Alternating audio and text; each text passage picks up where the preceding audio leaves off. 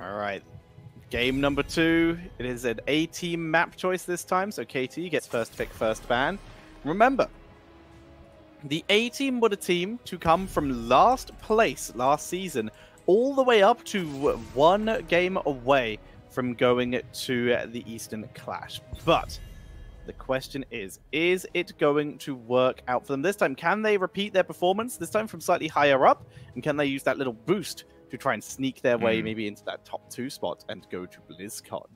Yeah, of course, Blizzard's BlizzCon, there we go, is the looming goal on the horizon that everyone has in sight. That is the biggest tournament of the year, the most prestigious one, and that with the greatest crowd.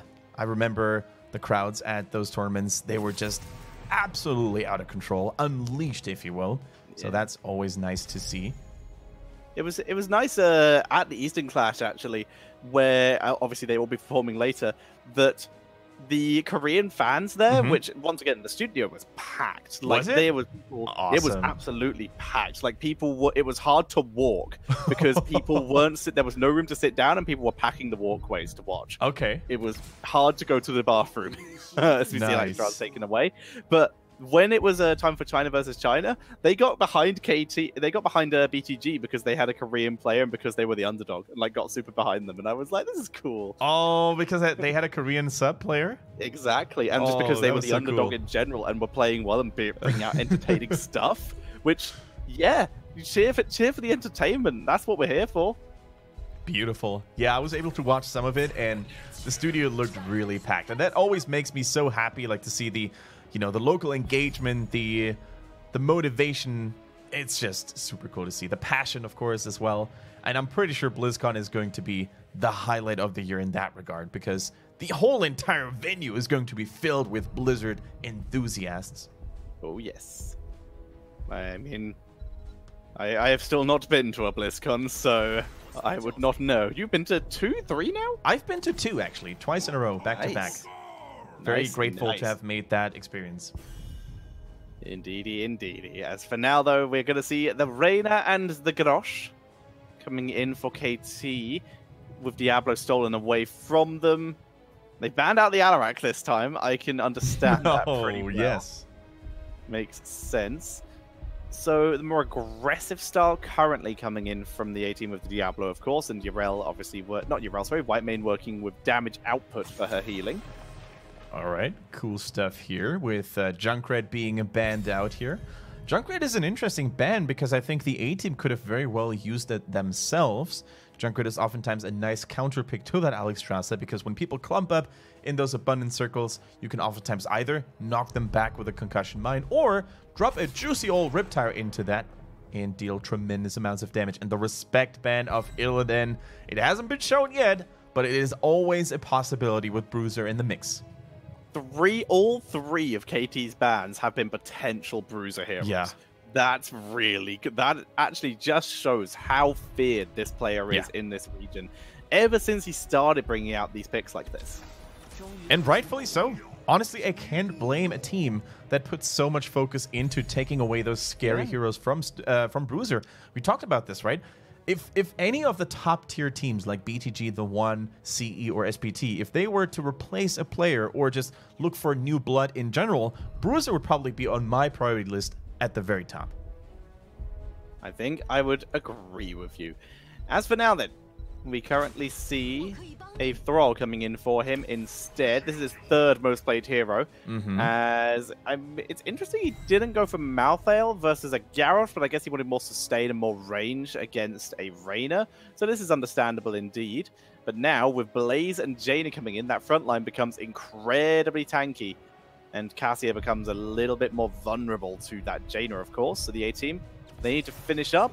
And they're going to go for the triple melee. Once again, Leoric comes back. I was going to say, I'm almost 100% sure we're going to see another frontliner, another soul laner, because Thrall traditionally in China, on this map, Volskaya is played with Crash Lightning. He's part of the rotations, he's part of the team fights, so he can get those stacks rolling ASAP. And, you know, in Volskaya, where teams normally don't want to let go of that objective, you can actually get up to 10, 15 stacks even with just that one objective, if it takes a longer time. On other maps like Dragon Sheriff, for example, or Curse Hollow, what happens is teams will just disengage, right? They will just say, oh, you know what? We don't want to go into a longer engagement. We're just going to come back later. That's true. But the question is, are they going to be able to try that? Because there's so much pressure. Both of these teams actually have so much pressure with their tanks, the Garrosh and the Diablo, that it's going to be very hard for either one to actually make any kind of disengaged style plays. Yeah. That is a good thing to remember. And already, I'm excited about this draft by the A team. On the one hand, I can totally see a Thrall work. You know, Leoric against Blaze traditionally is very good in the solo lane. But are they going to have enough oomph, enough damage to actually kill anything? With that Cassia, short range, Thrall, triple melee, that is going to be an interesting question to answer. But with the way they've played in Game 1, if there is a team in this series that can pull it off, it's going to be the A team. And what does KT have to put into the fray against that? They do have the Alexstrasza this time, stole it away. That's true, and that's fantastic on this map. Area control, as we've already mentioned, is a huge deal. But let's find out, as ladies and gentlemen, we are preparing to head into game number 2 of our best of 5s. Currently, the A team looking to put a stop to the rise of KT and send them to that crucible spot. Can they finish the job? Or will this team, or will the team on the right do it? But for now, the team looking to put an end to it, I forgot what side the teams are on there. It is the A team on the left, LK, Olele, Bruiser, Stugos, and Yiskuk. And facing them, currently down 0-1, is Kudos, top with TWTWT, Kiaru, Lotus, Timeless, and Bad. And they are running out of chances to mess up here. Every game counts from now on. It's not match point yet for their opponents, Crash Lightning, as we predicted, by the way. It's not game over yet, but they're running dangerously low on options here to come back. Now, Raynor finally going for the good old ace in the hole, going for the slows. Finally, with Jaina. I mean, if you have a Jaina in your team and you don't pick that talent, then you're a fool. I'm sorry to say that, but the amounts of slows is just too good to be passed on. I would agree with that. It's nice to see that kind of protection being put in this time, but what can they do in terms of picking up early game kills? They're going to try and grab Leoric, double tank, and Jaina. It should easily be enough to finish him off, even with, you just saw right there, the crazy value from that consumed vitality, and he still died.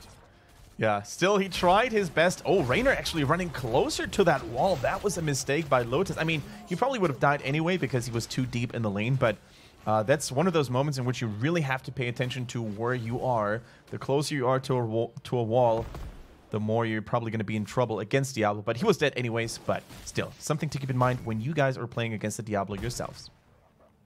Stay away from those walls. Exactly. So then, with everyone on KT now moving back into the safe positions, because even though they picked up that first blood, XP currently a little bit in favor of the A team, as they were in lane, in that middle lane, while the KT team were trying to gank. Standard Clemency build coming in for Whitemane, by the way. First appearance of her. I mean, isn't it almost unfair for Sally Whitemane? She just came out, and then Tyrande gets that flashy rework, and she's basically the new hotness, and almost everybody seems to have forgotten about Whitemane. That's true. It is true. It's a shame to see, but it's exactly what has happened. I mean, she's still amazing, don't get me wrong, but... Indeed. So then, it's all about the stacking talents, as you mentioned earlier, on the side of the A team with Thunderstroke and the Crash Lightning. Roll is desperately trying to get into multi-people lanes, but KT is staying very split. Oh, good lord, why? There's one thing you don't do against a Garrosh, or a Diablo, in fact, and it's stand against the wall. Luckily, Whitemane healing pretty dope, yo, but with all of the members of KT now rotating in, they are able to pick up that kill. It's almost like Diablo himself should know. Out of all the heroes, he should know best what happens to someone who stands too close to a wall in an enemy garage. And as you said, vice versa, it could also be the opposite direction. Are you assaulted by something, Thatcher, right now? Yeah. I found a spider web, and I'm concerned I'm concerned about the source. Because, like I said, there are like false widow spiders around here somewhere, or Nazebos. Yeah, they're very common around here. Yep. Yeah, no, I can't see it. I assume I'm safe. If I start to foam at the mouth, behind you. I can see myself on my camera. Good effort. As we see a flip onto Kiaru, as we see a revenge attempt from the A-team for that early level 1 gank, but they can't do it. TWT able with the coming with the save. Coming with the save here. And up to this point, none of the teams was able to pull away, walk away with a big lead. Now, as things are going to heat up here for this objective, we might see a little bit of a difference. Bruiser doing his best gym impression here, running the conveyor belts. Now, it is also Garrosh who needs to be a little careful. The healing pulse, by the way, still in favor of KT. So if they really wanted to commit to it, they could drop a lot of healing. And speaking of it, they already had committed a little bit of cooldowns here. Dragon Queen, are they going to have enough time to actually get it all the way through, though? They're going to have to... Well, it's going to buy them some time. But like you said, the Dragon Queen's already over. TWT just holding the line for the moment. Bruiser waiting for his opportunity to gank up with the rest of the team. Immediate healing pulse drop because 99% on the point. They know they can just try and turn this round. Fighting very far back, though. They need to start creeping forward to force the A-team off the point. A kill onto LK will be a perfect start to that. As Kiaru gets tossed in, Olele gets pressured, and Yitzcook has to tackle to flee. All right, KT stabilizing here. That was a really nice kill on Leoric, who was a little bit deep, I'm not going to lie. However, how much damage can KT execute with that Protector? We've seen themselves, you know, hold on pretty well against Team Nut's onslaught on this battleground. What you need to do when you face a Protector is basically make sure you can protect the towers, but you can protect the forts. So don't give them free forts. Try to defend all 3 lanes to the best of your ability. Make them take some fort shots like KT is here, wasting a lot of value actually, and have those percentage damage sources like Leoric, have them defend against the Protector. Look at how much damage he's draining away from that objective. Beautiful. And that Protector taken out. Like you said, Diablo dives in, gets quickly flips the tower range, eating the blizzard. But Diablo, he weathers the storm, turns it round, has to walk out of the abundance to survive, but he still gets taken out in the end by Blaze. Yeah, even Whitemane can't heal all of that consistent damage raining down, raining in from Jaina and Raynor. And whew, that was actually super close for Timeless himself. But that is the big advantage of a Garrosh. Sometimes you can bait your enemies into focusing you only to survive with a beautiful last second heal. And Diablo, man, when you use the Shadow Charge to engage and you get flipped over, you can't get to safety anymore. So Diablo, that's why you said it many times in the past, Tetcher, how Garrosh is sometimes the counter to Diablo, because once he Shadow Charges in, you flip him over, and he's trapped for good. Unless, of course, there's a minion on the other side of the ball, in which case he can use that to flee. For now, though, like we said, KT about to hit level 10. So that's going to give them a significant fight advantage and an opportunity to try and set up some kills here if they want to try and make a move, which is exactly what they do, moving on to their opponent's fortification camp. They spot Bruiser, and Bruiser spots them. Nothing Bruiser can do about it is the issue. They even used the water elemental for good measure. I'm not sure if that was necessary, but you know what? They're saying, like, better safe than sorry. Maybe we can even catch someone if Bruiser gets cheeky there on Thrall, for example. And water elemental has such a short cooldown. You can see that, 40 seconds. It's definitely going to be ready for that next major team fight. Good disengage by Yitzcook this time. It's amusing to me that, oh, hang on, Torn onto Diablo. But wow, he's just eating all the CC. He might actually go down. Yitzcook just trying to stay alive. Flamestorm last second, but it's still enough for the kill. But I wanted to say that water elemental we were talking about earlier, it actually denied a Crash Lightning stack because it was an extra non-heroic target for it to bounce Maybe to. that was the goal, actually. You know, who knows? Yeah, just but a 30-second ability or like 40-second ability in exchange for one less stack for your opponent. Okay, this might be a little ambitious here now by Timeless. He takes the Drain Hope, takes a little bit of damage, but they still have the minions. And even if the minions had died earlier, Raynor's Raider would have still intercepted the forward aggro. So controlled risk, controlled aggression here by KT. Timeless playing very well this time around. Really that playmaking stalwart defender that they need. We see LK holding everything together for the moment. Yep. As he has been a big part of his team's ability to stay in this game with all of the wave clear he has been offering. Diablo with that level 10 being held. They're still waiting to set this up? It's a long way. Yeah, Sundering being chosen over the Earthquake here, by the way. Trying to go for formation interrupts and maybe some lockdown onto the backline with those stuns. Here goes the taunt onto Diablo. Healing Pulse used at the same time. Does Iskook know he doesn't have a heroic? Because that would have been a pretty decent time for an APOC. As we see him pull back quickly, picks up Lightning Breath. It's a little bit of healing once again. This is just the same thing over and over again, where he's just getting battered Lightning Breath. He's going to die. But it's the same thing over and over again, where Diablo just gets bullied for like 3 solid minutes and then dies, and the rest of the team retreats. Yeah, this is really weird to see. You know, this amount of deaths on Itzcook. We gave him so much praise before this game started, being one of the best Diablos in China. But in this game, he really doesn't seem to have found his rhythm. He plays very unfocused and very scared as well. As you mentioned, not going for an heroic ability for so long, even going for Lightning Breath then when he was already dead. That is very unusual to see. And Leoric also not really living up to the reputation of being that tank shredder, that blaze counter. That's true. They are struggling here. Quick toss. This time LK, unlike his partner in crime Diablo, he is going to be able to Wraith Walk away from that toss. Boy. March gets deleted before he even has a chance to turn around. Alexstrasza wading through the front line. Cassia tossed in. No one actually following up. They're all chasing Diablo, and they will pick up yet another kill onto him. Alexstrasza body blocking Olele, though. That's going to be the quick kill onto the Cassia. And, oh, actually, it's pretty close. Could that knockback from Reyna kept her alive? Yep. Once again, Whitemane saving people, but she can't save those frontliners who get caught over and over again by the reckless Timeless there, playing a mean Garrosh, quite literally bullying his opponents left, right, and center. And, you know, for Whitemane, there's only so much she can do. Once that first initial round of burst protection is delivered, she pretty much only has that Scarlet Aegis available, but it has such a short range around her that oftentimes reaching Leoric or Diablo in particular is too risky of an endeavor for her. So these backliners can't catch up to the frontliners and provide them with all that protection. Vector offering no protection, as always, decides to just batter away at this fort instead.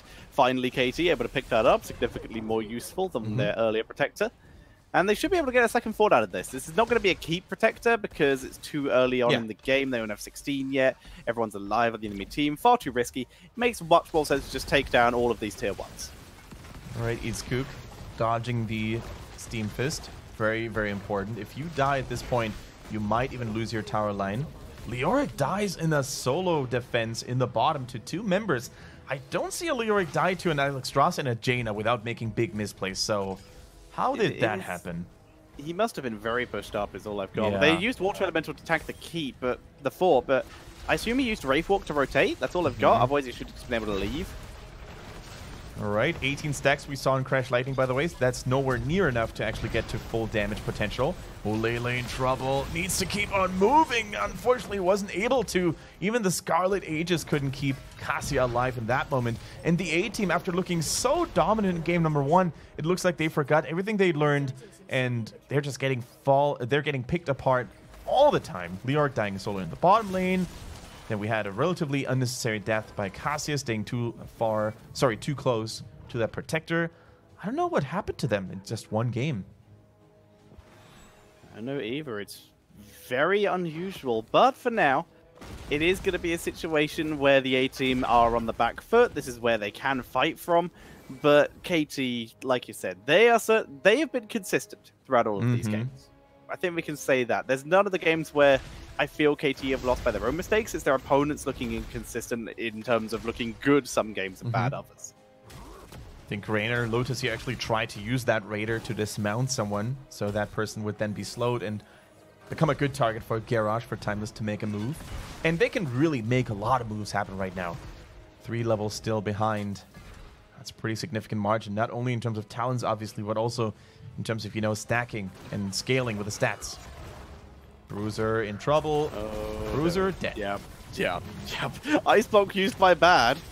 Don't think that was necessary. And see you, okay, this is starting to get out of control, Kendrick. This is really out of control. The Water Elemental being a good boy, like the Raider, you know, they have those 2 summonable units that can intercept building aggro, which is so useful. Look at that. They don't even care about walls. They don't care about keeps. They're just marching all the way through to victory. The slowy, sticky composition from KT with the Jaina slows, with the Garrosh engage, is just too much for the A-team to handle. And Jimmy, Lotus, and Bat in particular, they are just a mean Lotus at this point. They're basically killing everything that the A-team is trying to put against them.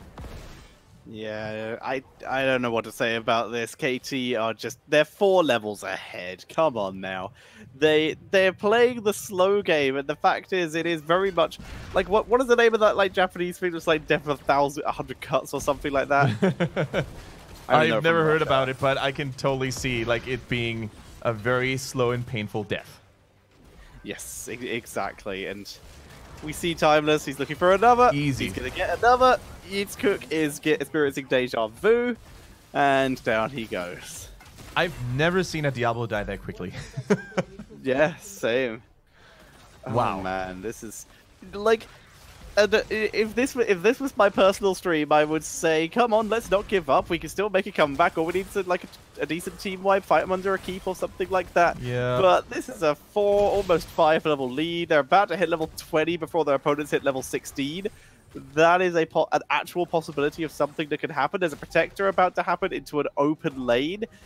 Unless we see some serious mistakes from KT, the A-team are about to have the score evened up against them. I don't even want to know what the current item score is. We see 1 healing pulse here, a turret stolen away, 2 healing pulses. Yep, it's almost like an all-you-can-take here on Volskaya. They weren't able to pick that one up, though. Even then, for KT, like every now and then, they need to be a little careful here not to get overwhelmed.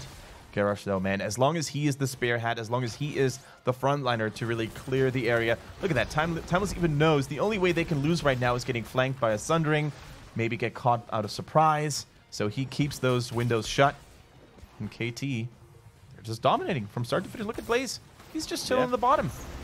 It's 15 kills to 1 at 15 minutes, 1 kill per minute for KT. Make that 1.1 kills per minute as they move forward. A double toss for Titanic might try to make the turnaround.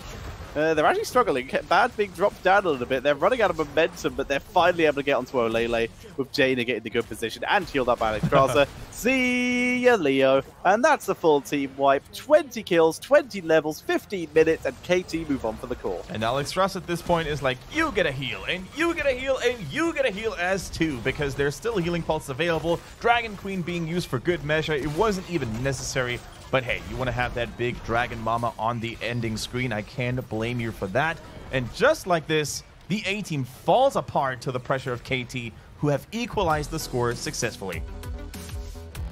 Well, nicely done by KT. That was solid, brutal, slow, methodical, and effective. They even up the score with the A-team. And that was a... Was that the A-team's map or was that KT's map? That was the A-team's map, wasn't it? I believe you're correct, because KT picked Alex Strasser first. Yes, you are right. Wow, it's weird that Alex Strasser seems to be the pivotal point between these two teams. So, for China as a region, at least for the bottom tier teams, I'm not sure if the top tier teams like BTG or SBT, the one, if they would prioritize Alex Strasser that highly, and if that hero would actually be an auto win for them as well. But for China as a region, this could mean 2 things. It could be a good thing because they seem to be able to control Alex Strasser better than most other regions. We've even seen that in some of the Eastern Clash matches where whenever they picked Alex Strasser, they had a little bit of a chance. It even got banned away to them. But it could also be a really bad thing because China doesn't seem to adapt to the new meta. You know, they can't seem to work with Whitemane, who's a really strong support. Turan they just lost as well. So if they keep falling back onto these more familiar hero picks because only they can work, then I fear at BlizzCon they might once again wake up and have a little bit of a negative surprise coming in for them because other regions just have evolved and refined the meta way more. Yeah, they've gone past the dragon. I don't know what a dragon evolves into, and it's not the year of the dragon anymore. It is not. It's the year of the rooster. Is it? Yeah, oh, this year I don't even know what year it is. It's dog right now, isn't it? I think you might be right. Yeah, I think it's the year of the dog. Yeah, because the little the year of Rhaegar. The little dog came out more recently, didn't it? So yep, like the mount did. So yeah, it is Doggo. Hooray, we got it. We worked it out. Still not the year of Rhaegar, unfortunately. Well, he could. I mean, yeah, it's the year of the dog. It is technically the year of Rhaegar. But he's not looking so good. Like, he's okay. SPT knows how to make him work. Greymane sometimes gets picked. Oh, Rhaegar on the very odd occasion gets picked. I mean, at this point, although I really like Greymane, I'm just a happy panda for 2 reasons, Tetcher. Varian was picked in NA. Windblades were locked in. It won. And I got a shout out from JO on stream. My life complete. Shout out to JO. That is fair. That is pretty good. Yeah, I completely agree. I agree. That was very entertaining. And now infinitely higher win rate for Varian in NA than China, as it still sits at a 0% win rate this season in China. Are you sure? I think it won once.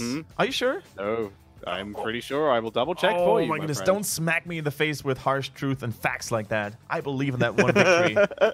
Your facts have no place here.